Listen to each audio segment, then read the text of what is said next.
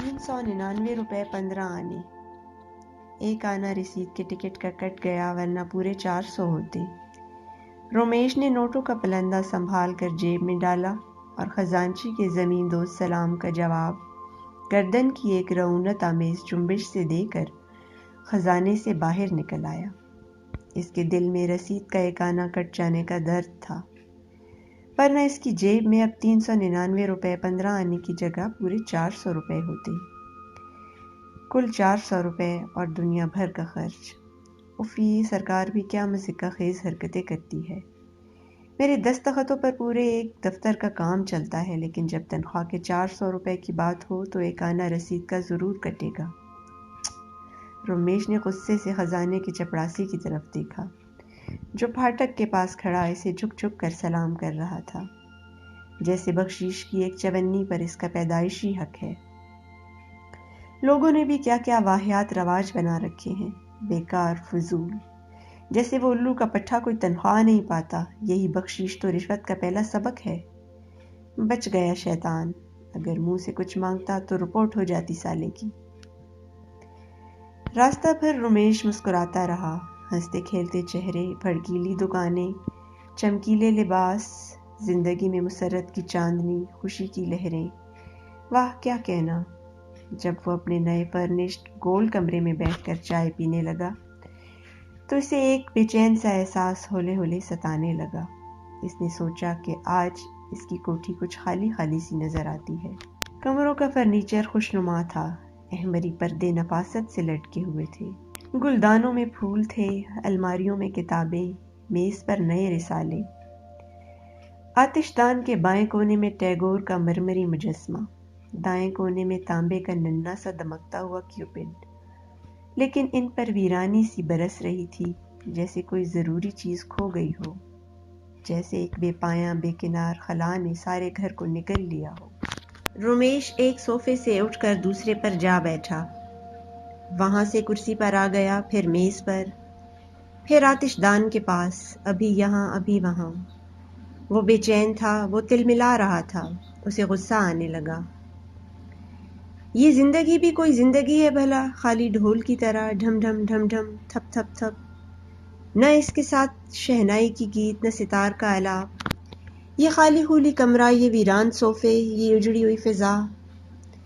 क्यों नहीं कोई इसके साथ वाली कुर्सी पर आ बैठता, जिसकी मुस्कुराहटों के फूल इन गुलदस्तों से कहीं ज्यादा खूबसूरत हों, जिसके नकरे कह कहे कमरे की बेमानी खामोशी में चांदी की घंटियों की तरह बजने लगे, जो नदी की लहरों की तरह मचल मचल कर भागे। रोमेश जेब से नोटों के पलंदे निकाल निकाल कर इसके मुंह पर मारता जाए। सारे कमरे में नोट ही नोट बिखरे हुए हों।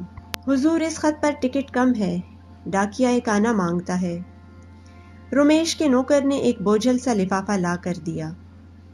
रोमेश ने दस्तखत पहचान कर खत को हाथ में तोला। इसके कंधे बेजार कुन थकावट से सुकड़ गए।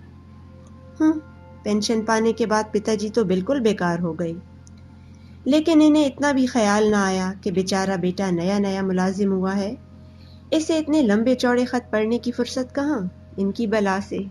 रोमेश ने सिगार सुलगा कर लिफाफा खोला। इसमें बहुत से खत थे, मुख्तलिफ हाथों के लिखे हुए।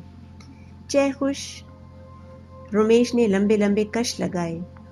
अब तो घर का घर खत लिखने का शौकीन हो गया है।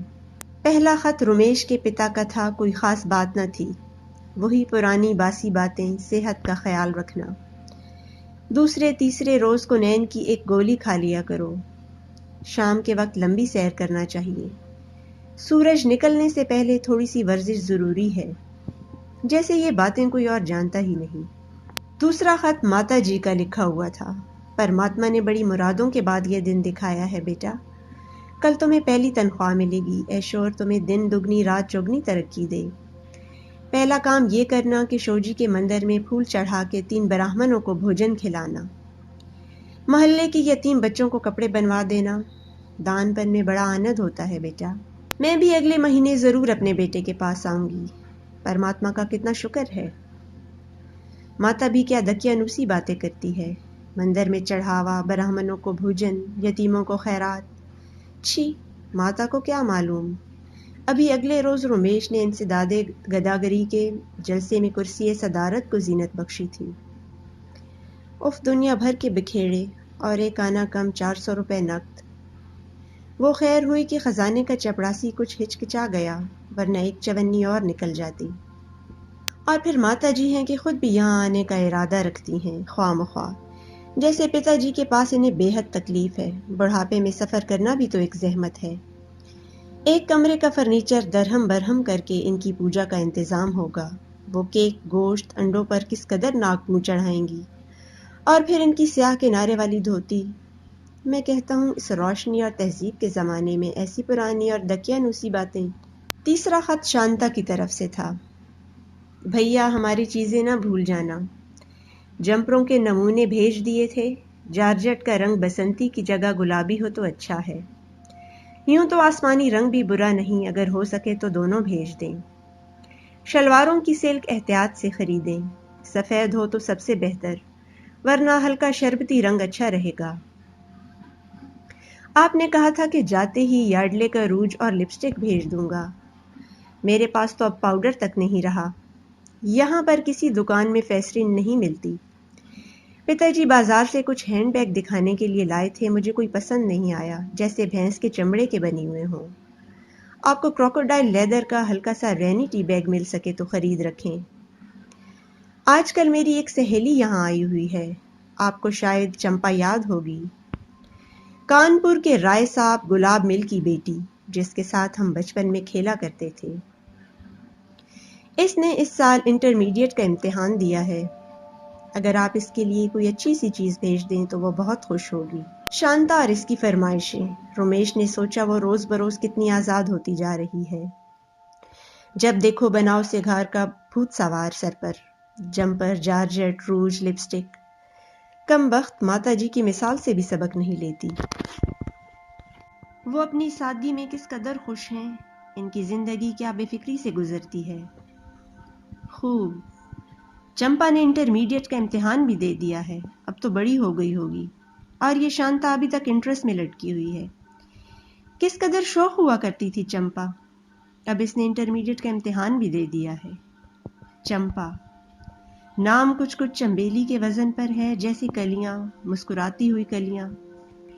میں اسے ضرور ایک تحفہ بھیجوں گا، چمکتا ہوا سنگاردان، کالے اور پیلے اور نیلے بلاؤز، مرمر کا کیوپیڈ۔ رمیش نے چوتھا کاغذ نکالا تو اسے دستخط پہچاننے میں دقت ہوئی۔ ننھی بملا نے اپنی زندگی کا پہلا خط لکھا تھا۔ عبارت میں بچپن کی معصومیت بھی تھی اور ایک چھوٹی بہن کا تحکمانہ انداز بھی۔ بملا کی فرمائشیں بہت بڑی نہ تھیں، وہ پہلی تنخواہ کی اہمیت کو نہ سمجھتی تھی، اس لیے مندر کا چڑھاوا، یتیموں کی مدد، براہمنوں کا بھوجن اس کے لیے کچھ معنی نہ رکھتے تھے۔ زندگی کے پہلے 8 سالوں نے ابھی اسے جمپر، جارجٹ اور روج کی کشش سے بھی آگاہ نہ کیا تھا۔ اسے انگریزی کا نیا قاعدہ چاہیے، ایک اچھا سا جزدان، سیاہ رنگ کے چمکدار بوٹ، کچھ مٹھائیاں، اور یہاں تک آ کر اس کی ضروریات کا تخیل پورا ہو جاتا تھا۔ رمیش پر ایک وجدانی سرور سا چھا گیا، اس کے دل میں پیار کی ہلکی ہلکی گدگدیاں ہونے لگیں۔ بملا نے کس محنت سے یہ خط لکھا ہوگا، لکھتے وقت وہ زبان ہونٹوں میں دبا کر کاغذ پر چپتی ہوئی، اور پھر اپنی ننھی ننھی انگلیوں سے قلم کو یوں خوبصورتی سے گھماتی ہوگی جیسے ایک باکمال مصور اپنا رنگین شاہکار بنا رہا ہو۔ انگریزی کا قاعدہ، اچھا سا جزدان، سیاہ رنگ کے چمکدار بوٹ، کچھ مٹھائیاں۔ رمیش دل ہی دل میں ان ننھی ننھی فرمائشوں پر مسکرا رہا تھا۔ دنیا میں ہر کسی کا تخیل اپنی ذات کے گرد منڈلاتا ہے۔ ماتا جی یہاں آنے کا ارادہ کر رہی ہیں، لیکن کیا اچھا ہو اگر ان کی جگہ چمپا، یعنی شانتا اور چمپا دونوں آ جائیں۔ اور پھر وہ کسی گہری سوچ میں ڈوب گیا۔ 399 روپے 15 آنے، مہینے بھر کا خرچ۔ ننھی بملا کی فرمائشیں بھی کتنی ننھی ہے، لیکن بچوں کی تربیت میں سب سے بڑا نقص یہ ہے کہ انہیں ہوش سنبھالتے ہی دوسروں سے مانگنا سکھایا جاتا ہے۔ رمیش نے ایک بار پھر اپنے ویران کمرے پر اچٹتی سی نگاہ ڈالی اور وہ خلا جو آج یکا یک وہاں پیدا ہو گیا تھا اسے اور بھی بےتاب کرنے لگا۔ سامنے پٹیل صاحب کی کوٹھی تھی۔ باغیچے میں رنگا رنگ کے پھول لہلہا رہے تھے۔ ننھی کملا مالی کی کینچی ہاتھ میں لیے پودوں کو قطع و برید کر رہی تھی۔ رومیش کو کھڑکی میں دیکھ کر وہ مسکرائی اور دونوں ہاتھ جوڑ کر ادب سے سلام کیا۔ رومیش کا دل دھک سے رہ گیا۔ اس کا ہاتھ بے اختیار کوٹ کی جیب کی طرف اٹھا اور نوٹوں کے پلندے کے پاس جا کر رک گیا۔ اوہ، اس نے سوچا، کملا کس قدر بڑھ گئی ہے، ابھی کل تو بچہ نظر آتی تھی۔ اے کاش آج پھر وہ میرے پاس سنگترے کے بیج مانگنے آئے۔